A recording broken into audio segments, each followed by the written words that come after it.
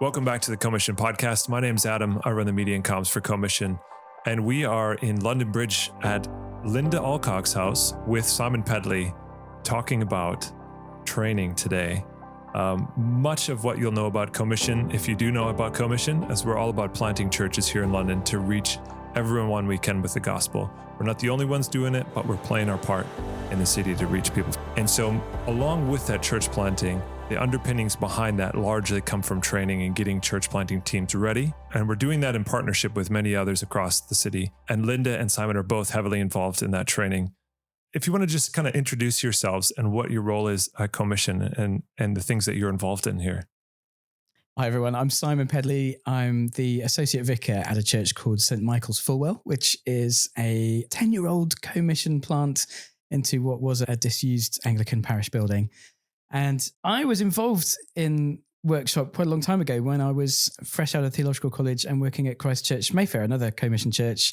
Really benefited from the training back then in around sort of 2010, 2011, 2012. But I haven't been involved in workshop between then and just rejoining the team this summer, really. So Linda and Andy Harker have been coordinating workshop for a few years now.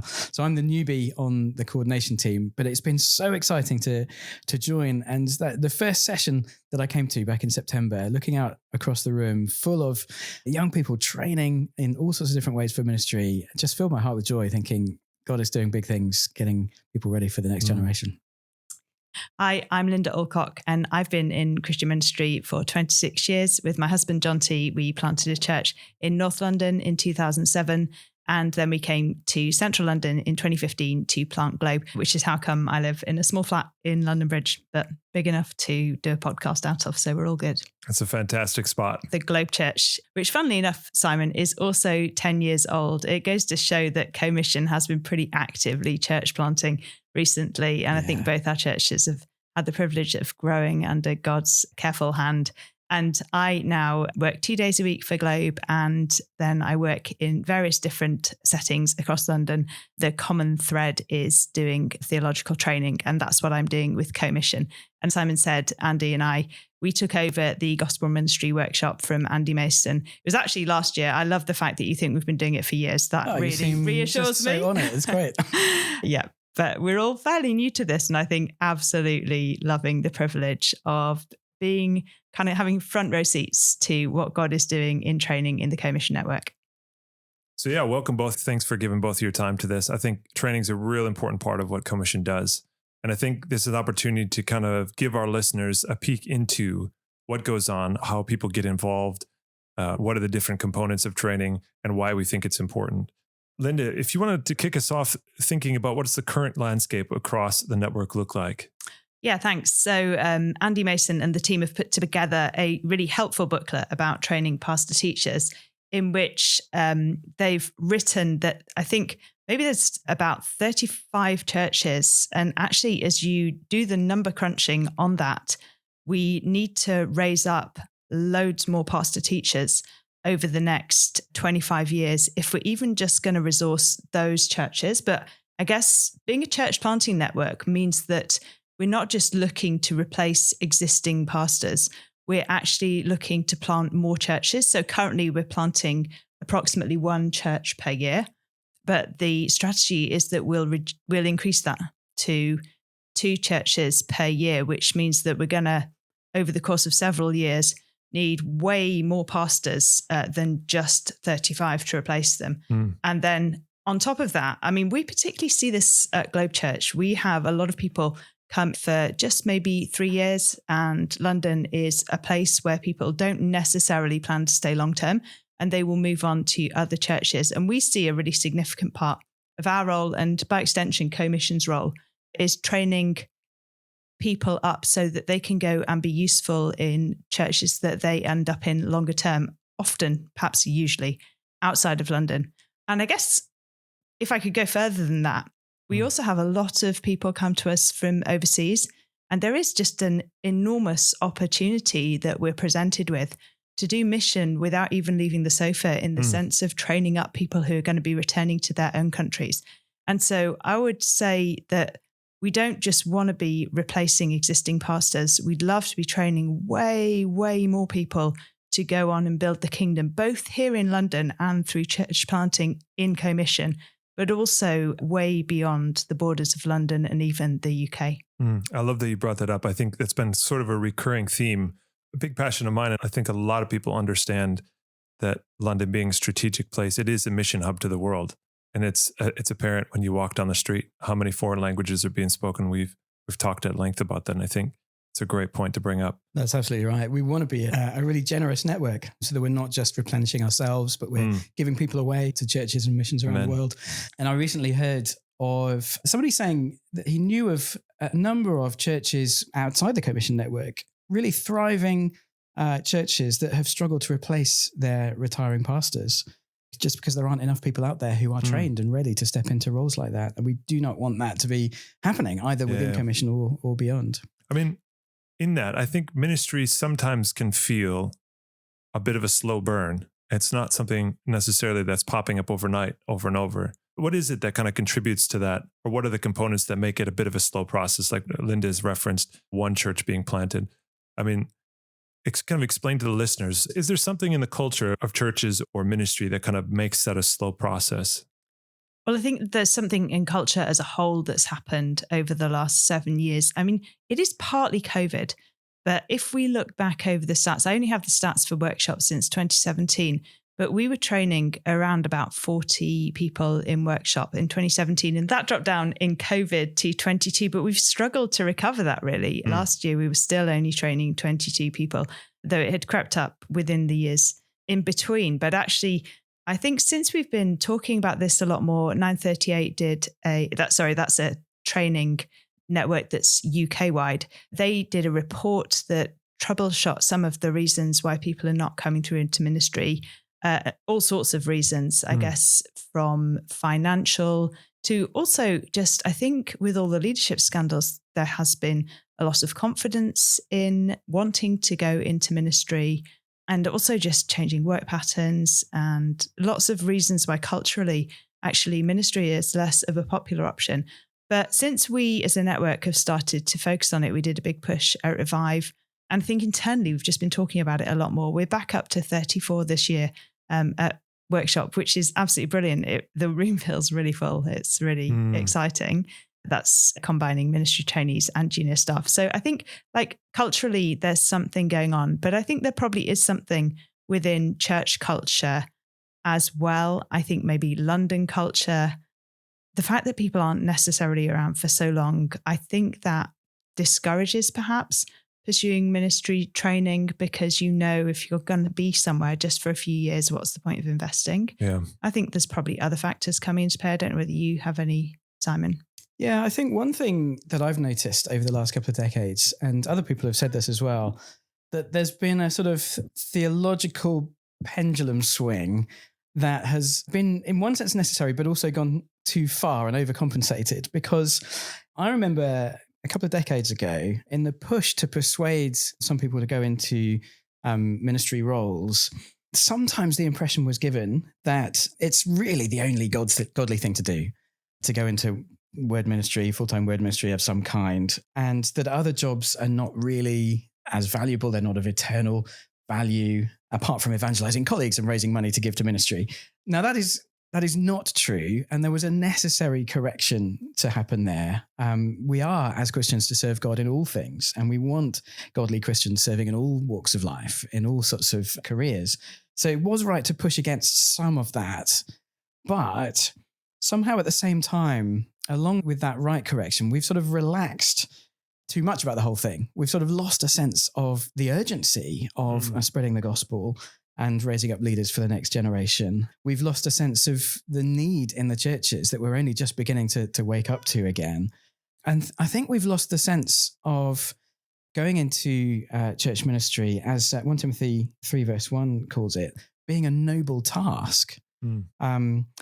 As in, I recently picked up a new book by Alistair Payne. I don't know if you've come across this, Linda, but it's a book called A Noble Task, Why Pastoring a Church is a Great Role, and how to know whether it may be for you.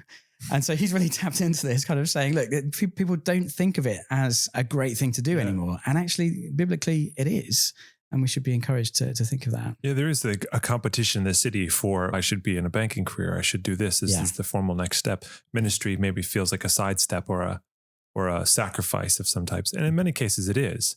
But it's a sacrifice for eternal significance in some ways and not a sacrifice at all in other ways. It is a real joy. I can say this is my first 5 years working in full-time ministry, and it's a real joy, to be honest. Yeah. I mean, coming from my former role working for Foot Locker, it's a heck of a lot more significant than selling launch trainers. So yeah. So Simon, you were speaking about pastor teachers in there, which in our complementarian context means men. What about the role of women, pulling on sort of the historical context?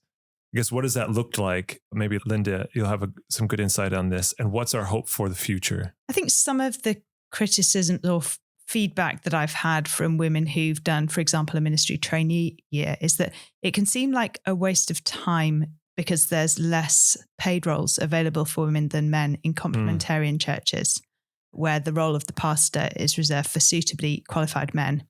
I think it's a real shame if we see the ministry trainee pathway as only being valuable if it leads to a paid role. The vast majority of roles in churches historically were voluntary because I think usually only the pastor would have been paid, perhaps an assistant in bigger churches. Yet the workforce was vast, but it was raised up from within the congregation. And I think the majority of the work of the church was done in an informal, unpaid capacity. Charles Spurgeon used to talk of raising up from within his congregation a salvation army of men and women who he wanted to train to get alongside unbelievers, to reach them for Christ. And so I think in line with that, we should consider ministry training as being immensely valuable for all types of people.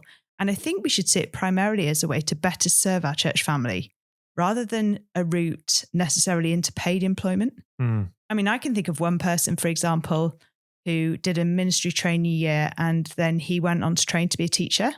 And I think his aim is just to be a really useful church member. And I love that. I think that's a really good thing. And actually, when I think back to all the women that I've trained as ministry trainees, they're all working informally in an unpaid capacity, but they're doing tremendous amounts of work for their local church. And it's really encouraging and exciting to see. One girl went back to her home country and joined a church plant, and now she does a lot of their admin and catering. And although she works full time, she's managed to squeeze it into 4 long days so she can give a whole day a week to church without the church plant having to pay her for her time, which is just a really great outcome. So I think I would love to challenge the idea that ministry training is only of value if it leads to a paid role.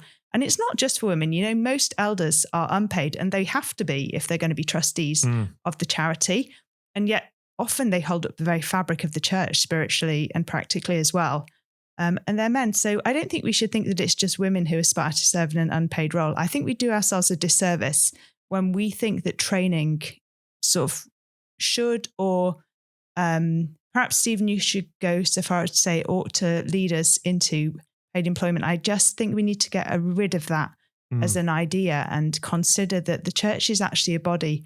And if the church is a body, then actually almost all the work should be done by the people in the church. And I think perhaps it's as we've got bigger and bigger staff teams that perhaps there's also a mentality that's crept in that is the church staff team are doing the ministry. Whereas actually I would argue that the best staff teams are those who enable the church to do the ministry. And we could see ourselves perhaps as chief delegators or chief enablers rather than the ones who are necessarily doing the work. Yeah, I guess in that there's a danger of thinking, well, we've got a whole paid staff team, therefore consumption. I come to church, I worship the Lord, and I leave afterwards. And as you say, Linda, with thinking about non-paid roles, I think a number of these church plants are coming to existence with one, maybe 2 staff members that are paid. And the rest of the people are going along, are helping out with kids and youth, are helping out with evangelism, door knocking, or taking some of these unpaid leadership roles. And there's a significance behind that. So it may not lead into, paid ministry work, but on those Sundays, if you're part of a small church planting team, having the training to know how to interact well with the body and help lead well in some of these ministry circles can have real benefit in those church plant team when there isn't as much money. It's volunteer in a small church. It's all hands on deck. It is. And I think churches love that. People enjoy being part of a church plant because they know that if I'm not there, then I will be missed and things will not happen because I'm not there.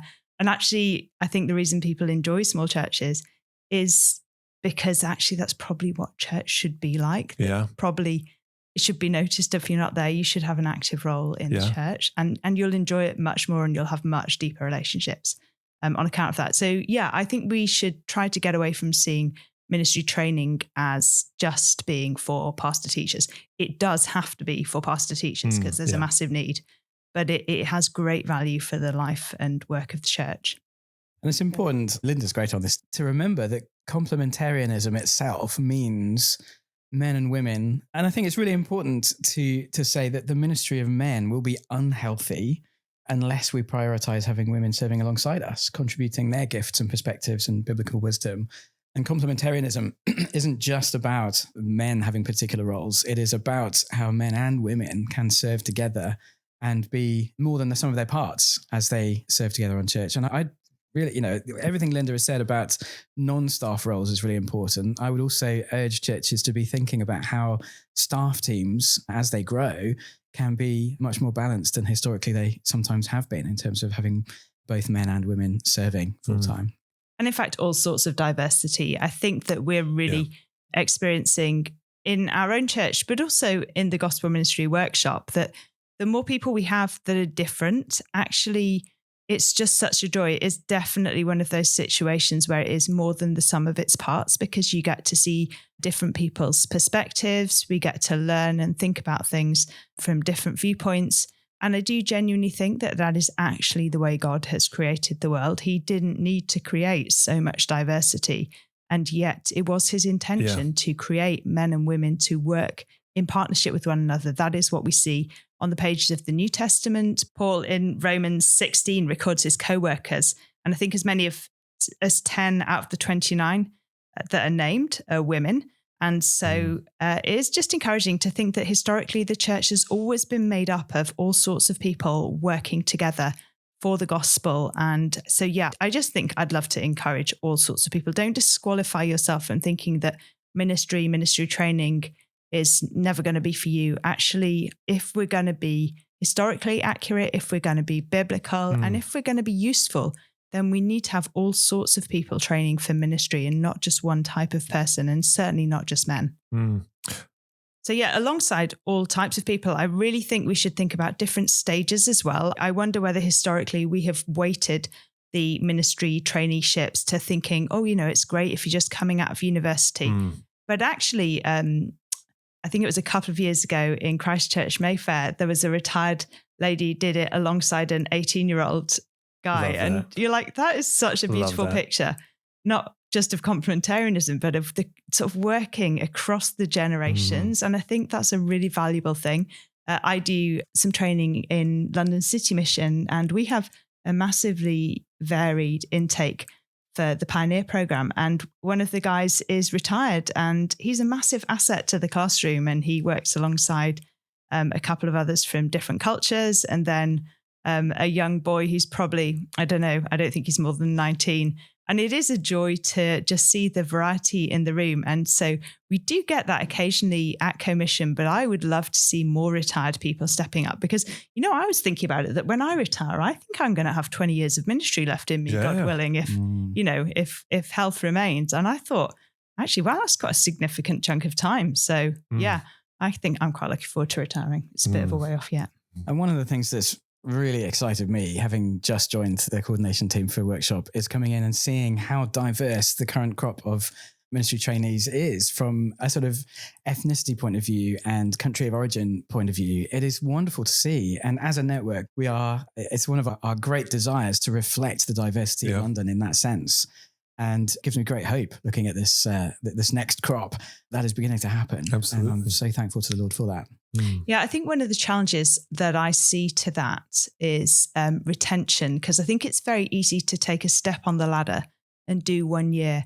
But I would love to see us as trainers and as a network and as churches and as people thinking about stepping up, to not just see it as a kind of gap year, but to see it as the beginning of a pathway that leads definitely into ministry. It may not lead you to becoming a pastor teacher, but it definitely leads you into ministry. So I think too often people kind of just step onto the conveyor belt and step off it again. And actually it'd be wonderful to think that we are training and retaining all sorts of people to serve in all sorts of roles in churches. And I think, therefore, there's also a burden on churches to make sure that we don't see serving teams as suitable for only one type of person. Actually, I think retired people from different backgrounds and stages and giftings can serve in all sorts of ways. And perhaps it's good for us to think in our churches about creating serving teams that are varied and that are going to be suitable for all sorts of people. We've got a few people come through from Weber Street Outreach into our church family. Weber Street reaches out to people with insecure housing. And it's been a joy to see them coming into the church, but I just desperately don't want us to stall and not be able to find a way for people to serve when they've come through a kind of less common route. I know there's all sorts of ways that people can serve. And it's been a joy actually to see these people get involved and get the orange jacket on and be welcoming. And we've got other people on the catering rota who I think I was really challenged by this because I often would recruit women into the kitchen when I first started that team. And I was like, hang on, what am I doing? This is crazy. And so we've now got a real variety on there, and that's been really good as well. I think there's all sorts of ways that people can serve in churches and that we can train people. So it's obvious we think this really matters. And I think we want everybody involved in your local church. That's the definition of a community. Some more full-time, part-time volunteers. And so you're having a good mix, ages, stages, backgrounds, all of that, really important. Simon, we've kind of touched on this throughout, but if you want to say something on why this matters. From a pragmatic point of view, do we want commission to just be a one-generation thing? Do we want our church plants to sort of flourish and die like a flash in the pan? I mean, history is littered with organizations like that have sort of popped up, maybe had a significant impact on their generation, but then just withered away because this was not something that was thought about. How is leadership going to be handed on? How are people going to be trained for the future? So if we want to keep going, if we want to keep growing as a network, if we want to reach London for Christ, then we need to do this. We need to really think carefully about passing on the baton. But more important than just the sort of pragmatic thinking about it is, well, this is the call of the Bible. Yeah. So if you go to a letter like to Timothy, here's Paul the Apostle speaking to Timothy, who's the kind of next generation minister. And in chapter 1, Paul says, what you've heard from me, keep as the pattern of sound teaching and guard it. And then in chapter 2, he explains a bit more about what guarding that looks like. It is, of course, being faithful to that pattern of sound teaching, but also passing on and equipping others. So he says in chapter 2, the things you've heard me say, entrust to reliable people who will also be qualified to teach others. So I think that puts a real call on us to not be a missing link in the chain, to not be someone who fails to hand on the baton. We got to keep going. And so I guess when we're training today's trainees, we want to be saying part of your role will be equipping the next generation after you. So perhaps we should be thinking about the sort of grandchildren of the current leadership. Think several generations in advance. We really do, in the Lord's hands, want this to be flourishing into the future. Amen. So with that, we're thinking training and building up this solid structure and a cycle of getting people involved in ministry over the long term with the goal of planting many more churches. Gaining that momentum is really important. I guess let's bring it back to some of the technicals of it. So the question for either one of you, what does training look like? I mean, there's different avenues. We're pastor teachers, there's regular ministry trainees. Give people that might be listening a flavor of what getting involved looks like. Well, let me start by just describing what we do in the workshop itself. It is a training workshop. We meet once a month on a Thursday. It's a sort of whole day of training, 9 till 4. And we gather trainees from across the network, as well as various other junior staff from different churches.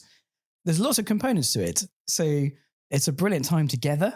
There's plenty of time for interaction and encouragement as we learn and grow together.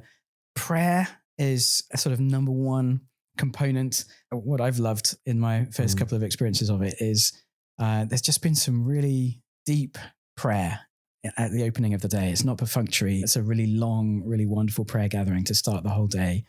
And then we have a number of upfront sessions, lots of content aimed towards equipping for ministry. A lot of it's very practical. A lot of it's geared towards being missional and evangelistic. Many who come to the workshop are also doing Cornhill part-time or other Bible exposition training. So those are things that we often leave for other courses to do, but expository training will just sort of instinctively come out of everything we're doing anyway. And then alongside that upfront stuff, we have doctrine discussion groups, and we're going through a fantastic book by John Frame, Concise Systematic Theology. And I've loved John Frame whenever I've read him. He's got a great devotional stance. So it doesn't feel dry. It feels really real and relational. It feels full of gospel. So last time, for example, we were discussing Jesus being fully God and fully man. And John Frame interacts with all of the complexities of that. We're talking about one person with two natures, words like hypostatic union and stuff like that. But Frame has a great instinct for immediately taking that and explaining it in everyday language that is understandable. And certainly my group, we really enjoyed getting to grips with that and loving Jesus more. And I think one of the things that we do want to do is build up a book collection for people so that people have a systematic theology on their bookshelves and they're not just using it as an occasional doorstop, but actually they see it as a really useful resource. If I want to do a youth talk on some aspect of the person of Christ, I'll get that down and I'll turn to chapter 10 and I'll have a good look at it, because I think once people have accessed it for the first time, they know where to go to check it out again. I remember a really lovely conversation with a girl in our setting, and she said, "Oh, do you know, I just really didn't want to read that book. It looked so boring." And yet she said, "I've had it down off my bookshelf 3 times in the last month, once with an unbeliever who was asking a question, once with a friend because we were having a bit of a debate about something, and once because I needed to prepare for an event I was doing at church." So I think it gives me a lot of joy to see that these books that we're putting into the hands of people can actually resource them for future ministries. So it's not just a year or 2 years of training, but it is actually preparing people for a lifetime of ministry. We have different streams in the day. So we have an evangelism stream, a spiritual leadership stream, that doctrine stream that Simon mentioned, and then some more practical ministry in the afternoon. And just to give you a real flavour, we're trying to increase the diversity of teachers that we have coming in. So we've got a really nice lineup for the next couple of months. We've got Shane Goodyear coming in to talk about door-to-door ministry, and he's got this brilliant stuff on conspiracy theories that I've heard him teach before. But talking about different worldviews you might encounter on the doors, actually, he's fascinating on it, and he's grown up in that setting. So he's a great, I can't wait for that session. We've got Andy Mason doing some stuff on the need for godly ambition. Then we've got Helen Thorne Allison coming in the afternoon to do some stuff on biblical counselling. And last month was a hilarious one because at the last minute we had a cancellation, and Simon and Andy and I were like, "Oh no, what are we going to do?" But Simon did half an hour. We did it like TED Talk style with something that we'd got in our back pocket that we'd done before. Simon did half an hour on the AI revolution, and I did half an hour on is God anti-women, which is something I'd done for, honestly, students always ask me to talk on this subject, but it's kind of fun. So yeah, Simon, I've got to say, I loved your stuff. Simon was teaching us from Genesis 4. He said that mankind created tools from the earliest days. This is actually part of God's sovereign will, that he actually put the possibility for creating these things into what it means to be human. And yet humans in their sinful nature immediately use those tools for evil as well as for good. And I think practically one of the things he said that really has stuck with me is this idea that with every revolution, there has been a loss of skills. I think, he painted quite a helpful picture of the Industrial Revolution, thinking how traditional methods of farming, I was thinking even like sewing your own clothes, like that's just something that, it's funny, we sort of lost that skill. And more recently, I think it's coming back into fashion to be able to make your own clothes. But actually, I was really challenged with AI. I thought I will lose my ability to critically think. And to plan a podcast, for example, if I just go out into AI and be like, oh, tell me what to say in this podcast. That's what we should have done. We should have asked ChatGPT for the Did you answers not to all do these that? questions. Simon, you missed the trick. I didn't do that, no. This would have been a better podcast if we would have ran it through AI first. Not true. But hey, Simon has made me think about the fact that I don't want to lose those skills. And exactly. I found your session really helpful. I really value the sort of lifetime of learning. So I consider it a privilege to be part of this workshop. It ended up being a great day in the Lord's hands because the person who couldn't come in had said, maybe she could, but we said, no, you've been ill. So we scrambled to fill things. And I loved your session, Linda. Is God misogynist? It's a huge question that bounces around our culture and within church sometimes. And I found it just brilliantly refreshing to see that we can look at Jesus and see in Jesus the character of God fully expressed as, God walking on earth as a human being.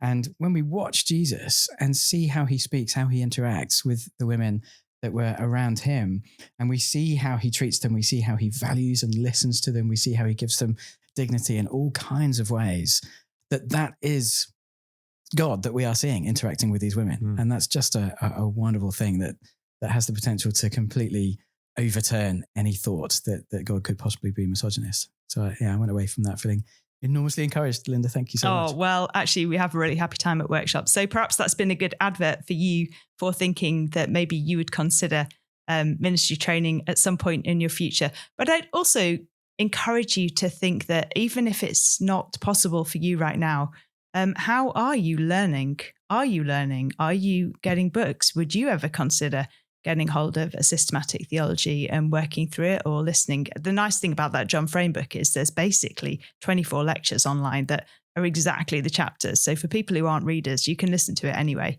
But, have you thought about developing your evangelism, how you are being formed as a person, and practical skills, whether there's ways you could get upskilled? Sometimes churches also offer in-house training programs. I think a few commission churches do.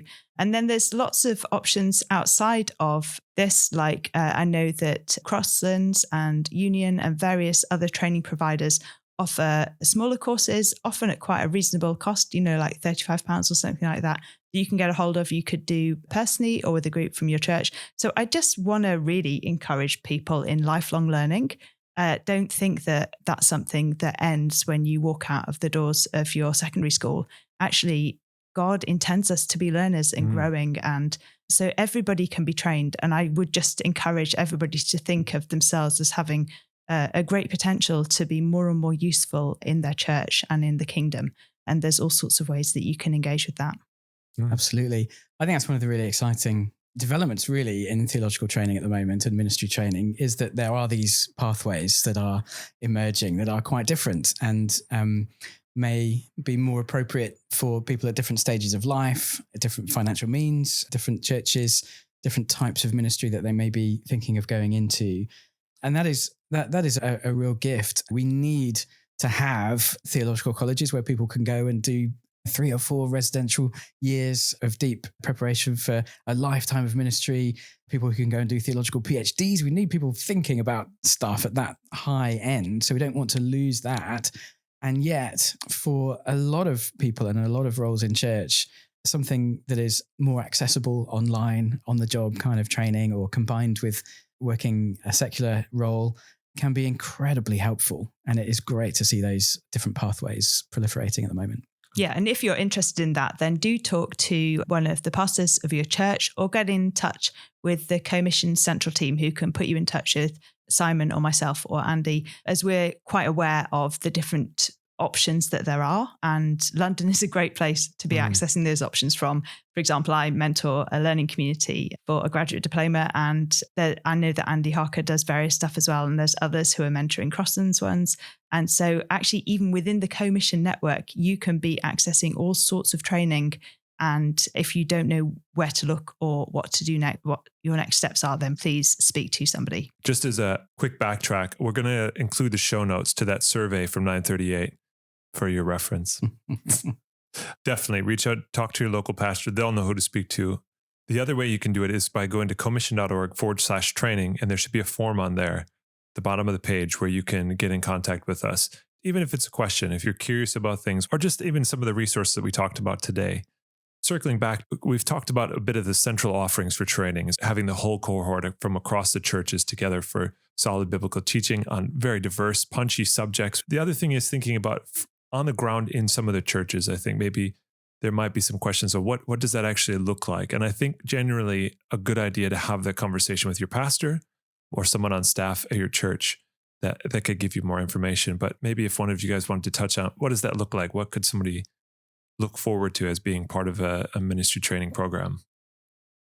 Yeah, so we have ministry trainees in Globe, and they would spend that one day a month that we mentioned at the Gospel Ministry Workshop. Then they would spend one day a week at Cornhill, learning Bible handling skills. And the rest of the time, they would be involved in the ordinary church ministry of Globe Church. Often they've got a particular responsibility. So we have one guy at the moment who is a music trainee, and then another guy who is working largely with our student team. And so there are various different ways formulating, I guess, the year that makes the most of using your gifts and growing you perhaps in gifts that you would like to grow in, and often gifts that you don't want to grow in. You know, there's always jobs that nobody wants to do, but that's also a really good part of training, is learning how to serve, because that is leadership. Absolutely. It is serving. Yeah, very similar. It's not a one size fits all sort of thing at all. We want the workshop to be something that works for everyone, whatever their particular roles in church are.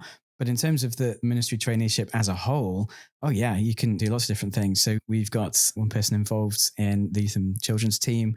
We've got someone who has come out of teaching with an amazing specialism in special educational needs. And she has been working fantastically on serving not just at Michael's, but across the network and beyond, really, in equipping churches to be more accessible and making the gospel more accessible for people with those needs. And we've had people in the past who've gone on to theological college and church leadership. And in terms of the training that they do alongside workshop, some of our team have done Cornhill, others have done biblical counselling training, others have done Crosslands. So there's a great opportunity to be very bespoke in how the ministry traineeship is set up. So you can think on some level of ministry training being sort of a launching pad for many different opportunities. Oh yeah, very much so. Yeah, exactly. So there's an outbox into further ministry and being equipped for your own life. Yeah. Being able to explain the gospel well to someone in a black cab, which I had the opportunity to do right before this podcast, which is why I was late. So that was a real joy. And we've got a guy who is doing a ministry traineeship actually elsewhere, but he's gone into it because he's a guy from Malaysia. He came out to the UK to be a student. He's likely to move back to Malaysia in the next couple of years. And he's doing a ministry traineeship without any sense that he's going to be in church leadership in the future, but just thinking, I want to go back to my country with the best training I can possibly be to be a brilliantly equipped, going for it church member and a great influence for the Lord, for the gospel, for the Bible, wherever I am, whatever other job I'm doing. And I just think, fantastic. Let's have more people with that mentality, that it doesn't matter whether you know or don't know what's going to come after the ministry traineeship. It's brilliant for anyone who wants to be equipped in that way. And I don't think we should ever lose sight of the fact that actually iron does sharpen iron. Yep.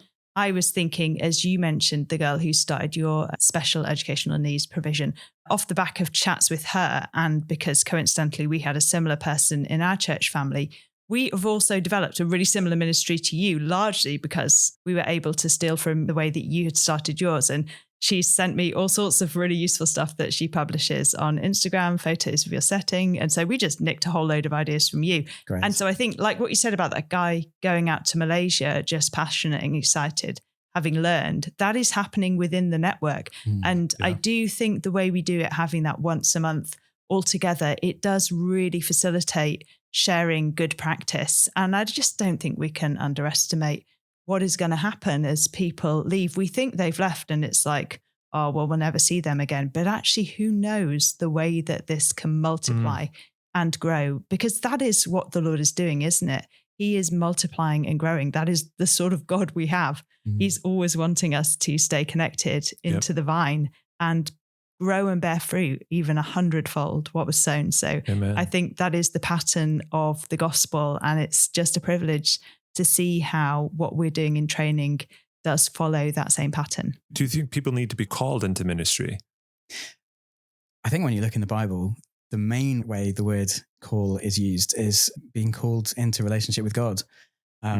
Not so much in relation to the different roles people might then play within the church and in life. And so I think sometimes people agonize about whether they feel a voice from God or heard a direct call from him to go into ministry or not.